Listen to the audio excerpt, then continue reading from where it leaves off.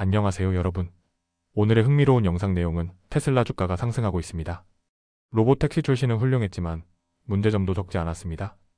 그리고 이 기술 투자자는 AI 암호화폐 및 양자, 트렌드를 활용하는 간과된 방법을 다음과 같이 말합니다. 에 관한 것입니다. 우선 좋아요 버튼을 누르고 채널 구독 및 알림 설정도 잊지 마세요. 여러분의 관심과 지지가 저희에게 큰 힘이 됩니다. 첫 영상의 주요 경제 뉴스는 미국의 유력 경제 매체 월스트리트 저널의 보도를 바탕으로 재구성한 소식입니다. 전기차의 선두주자 테슬라가 최근 공개한 자율주행 택시 서비스 이른바 로보택시의 출시에 힘입어 주가가 다시 급등세를 보이고 있다는 소식입니다. 우선 지난 일요일 미국 텍사스주 오스틴에서 테슬라는 오랫동안 예고해온 로보택시를 정식으로 선보였습니다.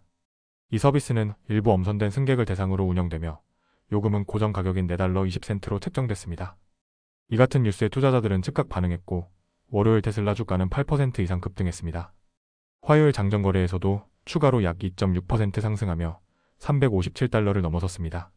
하지만 기쁨 뒤에는 논란도 있었습니다. 테슬라 차량이 실제 도로에서 보여준 모습은 완벽과는 거리가 있었습니다. 한 이용자가 공개한 영상에서는 로보택시가 시속 제한을 초과해 달리고 좌회전 과정에서 반대 차선으로 잠시 진입하는 장면까지 포착됐습니다. 다행히 사고로 이어지지는 않았지만 전문가들은 자율주행차가 언젠가는 사고에 연루될 수밖에 없다고 지적합니다. 에드워드 존스 애널리스트는 그것이 테슬라의 잘못이든 아니든 결국 어떤 형태의 사고는 피할 수 없을 것이라며 이러한 초기 데이터가 쌓여야 실질적인 평가가 가능하다고 전했습니다. 그는 테슬라 주식에 대해 보유 의견을 유지하고 있으며 목표 주가는 따로 제시하지 않았습니다. 한편 테슬라의 주요 경쟁사 중 하나인 구글의 웨이모는 하루에 약 25만 건 이상의 자율주행 택시 운행을 완료하고 있으며 차체 보고서에 따르면 이로 인해 부상을 유발하는 사고는 80% 가까이 감소한 것으로 나타났습니다. 이는 자율주행차의 안전성과 신뢰성을 보여주는 강력한 지표입니다. 자율주행 시장이 지금 막 본격적인 출발선에 선 가운데 시장 전문가들은 테슬라의 이번 로보택시 런칭을 야구 경기의 1회초 정도로 비유했습니다. 즉, 아직 전체 게임의 극히 일부일 뿐이며 향후 더 많은 시행착오와 기술 개선이 필요하다는 의미입니다.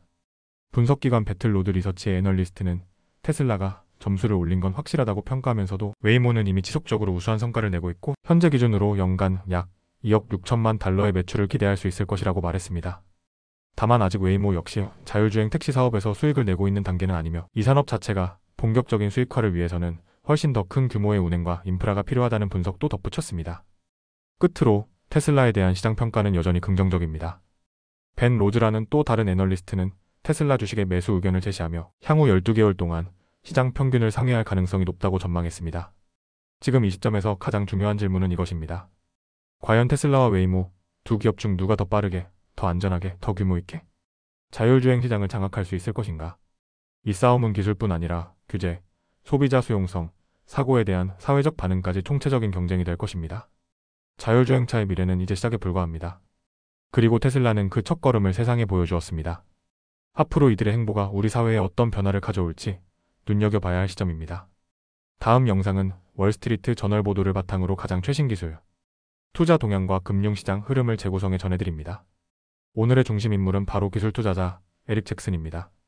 그는 암호화폐, 인공지능, 그리고 양자 기술이라는 세 가지 미래 키워드를 새로운 방식으로 바라보고 있습니다. 우선 에릭 잭슨은 암호화폐 시장에서 최근 눈에 띄는 재평가 현상에 주목하고 있습니다. 특히 그가 언급한 것은 서클이라는 스테이블 코인 기업입니다.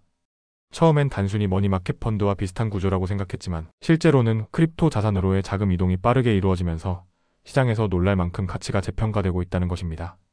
그는 미국 의회에서 진행 중인 스테이블 코인 규제 논의와 함께 투자자들이 점점 현금보다 암호화폐 자산을 선호하고 있다는 점도 주요 배경으로 꼽았습니다. 또한 그는 코인베이스와 로빈후드 같은 플랫폼이 이런 흐름 속에서 더 큰 금융 생태계를 차지하려 하고 있다고 분석했습니다. 반면 현재 이더리움은 다소 소외받고 있는 분위기입니다. 에릭 잭슨은 이더리움이 실제로는 미래의 대부분의 거래가 일어나는 기반 구조가 될 것이라 확신합니다. 그는 비트코인이 디지털 금이라면 이더리움은 디지털 경제의 철도망이라고 비유하며 지금은 저평가된 기회일 수 있다고 강조했습니다. 그 자신도 블랙락 이더리움 ETF를 통해 이 자산에 투자하고 있다고 밝혔습니다. 에릭 잭슨이 특히 관심을 갖는 또 하나의 분야는 바로 비트코인 채굴 기업들입니다. 일반적으로는 암호화폐 채굴로 알려진 이들 기업이 사실상 AI 데이터 센터로의 전환이 가능하다는 점에 주목하고 있습니다. 그는 아이렌과 사이퍼 마이닝이라는 두 회사를 언급하며 이들 채굴 기업은 이미 대형 전력 인프라와 부지를 보유하고 있기 때문에 자연스럽게 AI 컴퓨팅 수요에 맞춰 전환될 수 있다고 전망했습니다. 예를 들어 최근 큰 주목을 받은 코어웨이브와 오라클 같은 기업이 막대한 AI 수요를 감당하려면 직접 데이터 센터를 구축하거나 외부 파트너와 협업해야 합니다. 잭슨은 비트코인 채굴 기업이 그 이상적인 파트너가 될 수 있다고 말합니다. 실제로 어플라이드 디지털이라는 회사는 코어웨이브와의 협약 이후 주가가 급등한 사례도 있었습니다. 그가 또 하나 주목하는 분야는 양자 기술입니다. 그는 캐나다의 PTQ 테크놀로지스라는 회사를 예로 들며 이 회사는 현재는 수익이 거의 없고 적자를 내고 있지만 앞으로 고도화된 양자 보안 기술을 통해 구형 시스템을 보호하는 데 중요한 역할을 할 것이라고 봅니다. 그는 양자 기술은 AI가 아직 할 수 없는 매우 특수한 문제 해결을 위한 차세대 도구가 될 것이라며 10년 가까이 이 기술에 매진해온 PTQ 팀에 대해 깊은 신뢰를 드러냈습니다. 특히 사이버 보안 업계의 기존 기업들이 양자 보안으로 전환하는 데는 큰 어려움을 겪을 수 있다고 강조하며 전혀 다른 동물, 전혀 다른 세계라고 표현했습니다.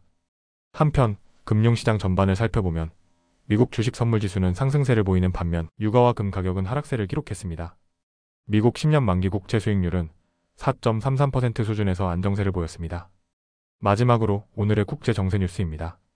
트럼프 대통령은 이스라엘과 이란 간 12일간의 전쟁을 끝내는 휴전 발표를 공식화했습니다. 하지만 중동에서는 여전히 미사일 발사 위협이 상존하고 있어 불안은 남아있습니다. 동시에 미국 연방준비제도 의장인 제롬 파월은 곧 의회에서 증언을 앞두고 있고 트럼프 대통령은 금리 인하를 촉구하며 의회에 파월 비판을 요청하고 있습니다. 북대서양 조약기구, 즉 나토는 회원국 방위비를 국내 총생산 대비 3.5%로 상향하는 계획을 논의 중이며 추가로 보안 투자에 1.5%를 할당하자는 움직임도 나왔습니다. 기술, 금융, 안보, 오늘 우리가 마주한 세 가지 키워드입니다. 이들 변화의 물결 속에서 어떤 기업이 다음 세대의 중심이 될지 지금 이 순간에도 역사는 써지고 있습니다. 앞으로도 계속해서 눈을 떼지 말아야 할 이유입니다. 오늘은 여기까지입니다. 다음 영상에서 더 유익하고 흥미로운 내용으로 찾아뵙겠습니다. 이 영상은 투자 의견이 아닙니다. 매우 감사합니다.